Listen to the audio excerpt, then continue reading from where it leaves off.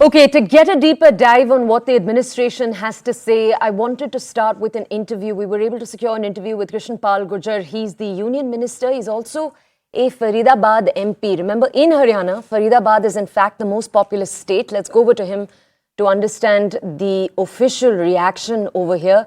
Sir, हमारे साथ जुड़ने के लिए धन्यवाद. आप हमें बता सकते हैं फरीदाबाद में अभी स्थिति क्या है? देखिए, वहाँ बिल्कुल सामान्य स्थिति है. वहाँ कोई इस तरह के हालात नहीं हैं और वहाँ सिर्फ सारी हालात को देखते हुए वहाँ पर स्कूल एक दो दिन के लिए बंद किए थे. इंटरनेट आज तक के लिए बंद है, लेकिन वहाँ स्थिति सामान्य है. कोई वहाँ इस तरह की कोई मैं समझता हूँ कोई ऐसा दुर्घटना वहाँ पर नहीं घटी है. सामान्य स्थिति वहाँ पर है. ऑलराइट सर, अब हम नूह के घटना के बारे में बात करते हैं जो सोमवार को हुआ था. सर, आप हमें बताइए, वीएचपी का कहना था कि एक इंटेलिजेंस फेलियर था पुलिस की तरफ से. इस पे आपकी क्या प्रतिक्रिया है? देखिए, मेरा इतना कहना है, ये जो शोभा यात्रा है विष्णु परिषद हर वर्ष इस श्रावण मास में वो हर वर्ष निकालती है और उसकी परमिशन भी लेती है, इजाजत भी लेती है, उसका रूट भी बताती है और हर वर्ष बहुत शांतिपूर्ण ढंग से ये यात्रा निकलती थी.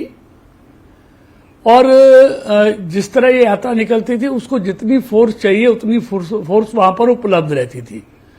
और इस बार भी सामान्य स्थितियों की तरह वो फोर्स उपलब्ध थी, लेकिन कुछ शरारती तत्व मुझे लगता है कुछ लोगों का षड्यंत्र इसमें नजर आता है.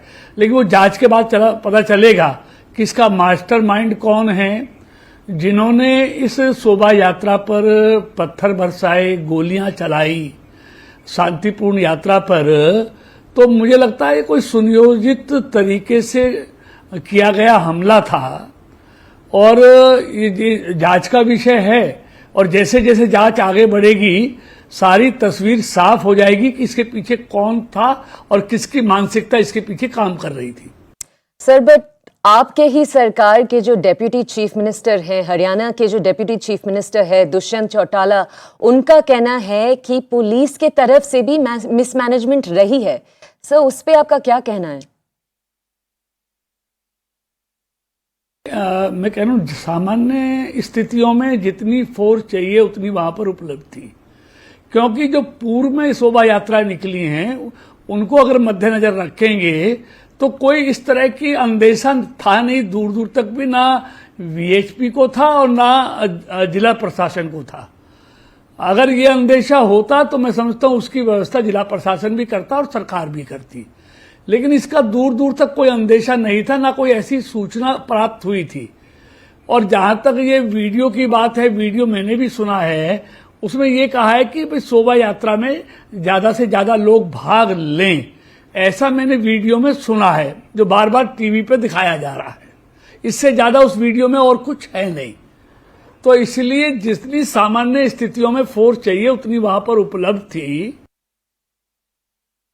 ओके, बट सर, हमारे संवाददाता जो हैं ग्राउंड पे, उनका ये कहना है कि वीडियोस दोनों तरफ से आए थे और पुलिस को इस पूरे प्रोसेशन से पहले ही उन वीडियोस के बारे में पता था.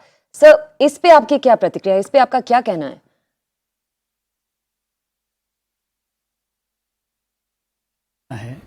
पिछले 8.5 साल से और 9 साल से देश में मोदी जी के नेतृत्व में भारत एक, भारतवासी एक, इस भावना को लेकर पूरे देश में सरकार काम कर रही है और देश आगे बढ़ रहा है.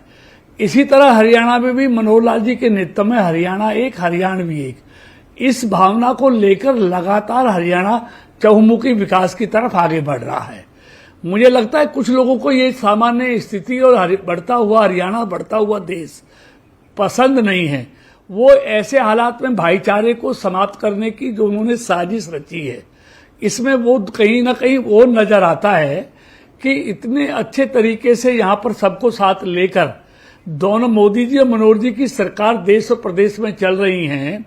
उस भाईचारे को कैसे समाप्त किया जाए, उनमें कैसे आपस में मतभेद पैदा किए जाएं, इसमें लगता है कुछ शरारती तत्वों ने ये ये चक्रव्यूह रचा है, जो जांच में धीरे धीरे जांच जैसे आगे बढ़ेगी सारी तस्वीर साफ होगी।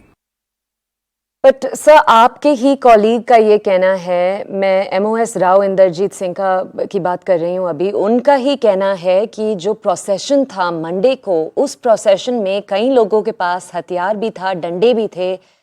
पुलिस आप कह रहे हैं कि थी जमीन पे, बट अगर वो पुलिस थी तो फिर ये भी कैसे होने दिया, बताइए। देखिए, मैं अब राव साहब ने क्या कहा है मुझे मालूम नहीं, और किस तथ्य के आधार पे कहा ये वो जानते हैं, क्योंकि उनकी लोकसभा क्षेत्र है वो।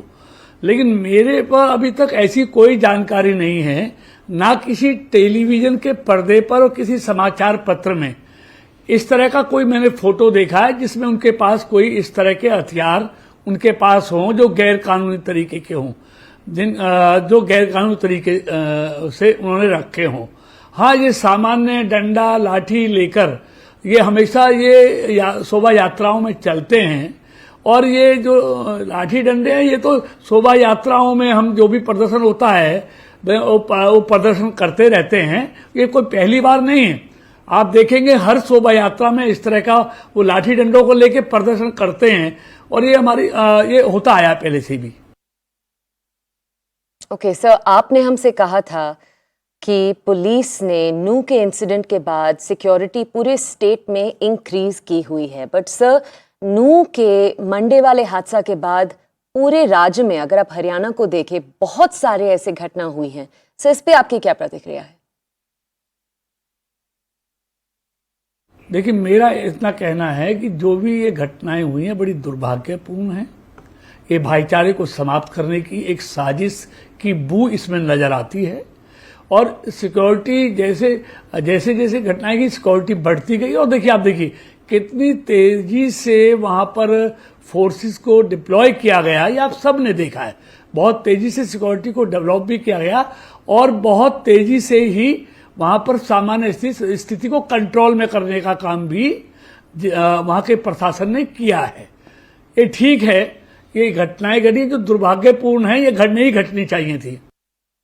ऑलराइट सर, मतलब दुर्भाग्यपूर्ण तो बिल्कुल है सर, बट मैं आपसे ये समझना चाह रही हूँ कि ये घटनाएं हो ही क्यों रही हैं जब पुलिस की सिक्योरिटी पूरे स्टेट में बढ़ाई गई है। सर, मैं फिर से वही प्रश्न पूछूंगी आपसे। मैं इससे इनकार नहीं करता, लेकिन नई नई जगह जहां संभावना नहीं थी, अंदेशा नहीं था, वहां इस तरह की छुटपुट घटनाएं हुई हैं। लेकिन अब पूरी तरह से सामान्य स्थिति है, पूरी स्थिति को कंट्रोल में कर लिया गया है। अब कहीं पर कोई ऐसी घटना नहीं नजर आती है।